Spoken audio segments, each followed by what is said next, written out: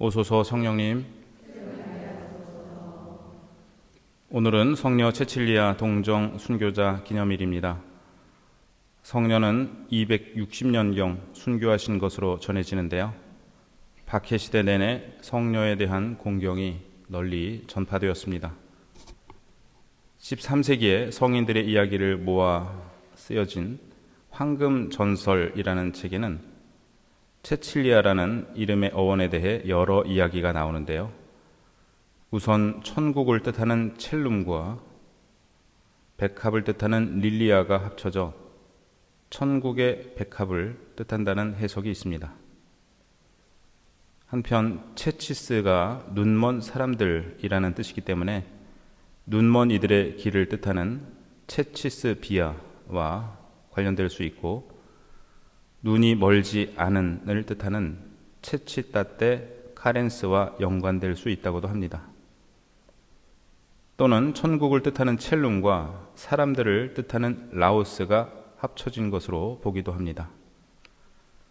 종합해보면 채칠리아 성녀는 천국의 백합으로서 훌륭한 모범을 통해 눈먼 이들에게 길이 되고 사람들에게 천국이라 불리신 분이라 할 수 있습니다. 전승에 따르면 채칠리아 성녀는 하느님께 동정을 서원하고 살아가기를 원했는데, 이교인이었던 부모에 의해 강제로 발레리아노라는 사람과 결혼하게 됩니다. 결혼 첫날 밤 채칠리아 성녀가 남편에게 그 사정을 말하자 남편은 자신에게 천사를 보여주면 그 말을 믿겠다고 말합니다. 채칠리아 성녀는 남편을 교황 우르바노 1세에게 보내어 세례를 받게 하였고, 마침내 남편 발레리아노는 채칠리아 성녀가 방에서 천사와 이야기하고 있는 것을 보게 됩니다. 천사는 장미와 백합으로 된 두 개의 월계관을 하나는 채칠리아에게, 하나는 발레리아노에게 주었다고 합니다. 그 후 발레리아노의 동생 티브루시오 또한 그리스도교로 개종하였고, 형제는 자선 활동을 하며 신자 생활에 전념하였습니다. 소문을 들은 총독에게 끌려간 형제는 막시모라는 사람에게 넘겨졌는데, 형제의 말을 듣고 오히려 막시모와 가족, 사형 집행인 모두 세례를 받았습니다. 결국 두 형제와 막시모는 순교했고, 채칠리아 성녀는 그분들의 장례를 치른 뒤 체포되어 순교하셨습니다. 순교하시기 전에 성녀는 재산을 모두 가난한 사람들에게 나눠주셨고, 당신의 집을 성당으로 축성해달라고 말씀하셨는데, 로마에 있는 산타 채칠리아 인 트라스테베레라는 성당이 바로 그곳입니다. 제가 로마에서 공부할 때 지냈던 기숙사 근처에 있었는데요. 테베레 강 건너편에 있기에 트라스테베레라는 말이 붙어 있습니다. 성녀는 자신의 결혼식 날 무리에서 떨어져 하느님께 자신의 마음을 담아 노래를 부르셨는데, 이 때문에 음악의 수호 성인으로 공경받고 계십니다. 채칠리아 성녀 이야기를 들으면서 어떤 생각이 드시나요? 결혼을 잘해야 되겠다. 그리고 첫날 밤에 부인이 저는 동정을 서원했어요 이렇게 얘기하면은 너무 이렇게 놀랄 것 같아요. 그래서 혼인 면담을 꼭 하도록, 요즘은 혼배성사전에 꼭 혼인 면담을 하고 있습니다. 농담이고요. 박해시대 때 신자들에게는 순교가 최상의 가치였습니다.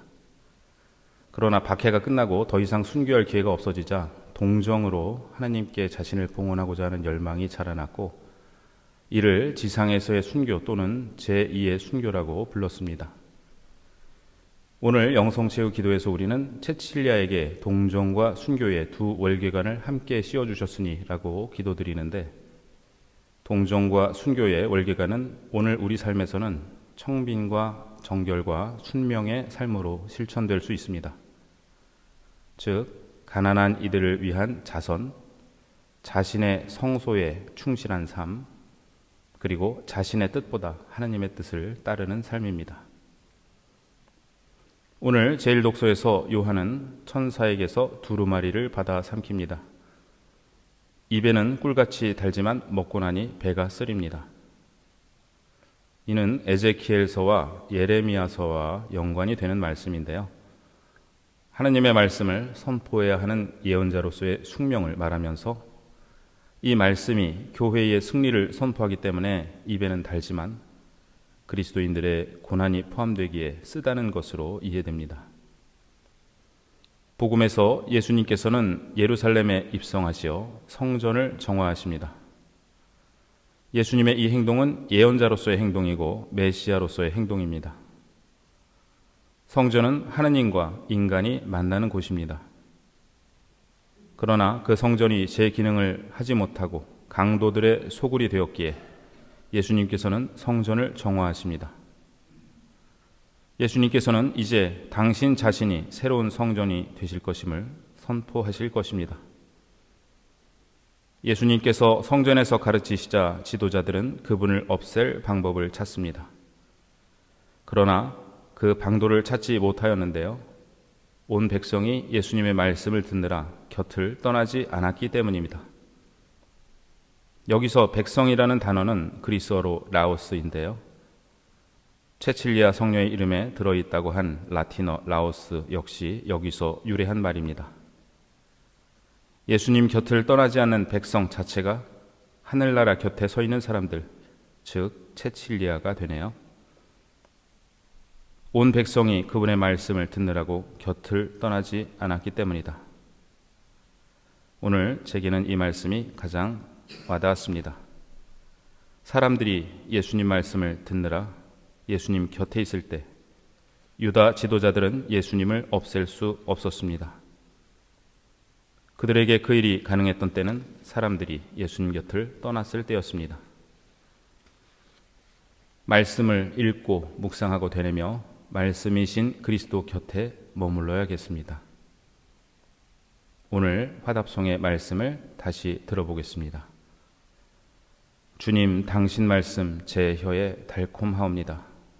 온갖 재산을 다 얻은 듯 당신 법의 길 걸으며 기뻐하나이다. 당신 법이 저의 즐거움, 그 법은 저의 조언자이옵니다. 당신 입에서 나온 가르침 수천 양 금은보다 제게는 값지옵니다. 당신 말씀 제 혀에 얼마나 달콤한지 그 말씀 제 입에 꿀보다 다옵니다. 당신 법은 제 마음의 기쁨, 영원히 저의 재산이옵니다.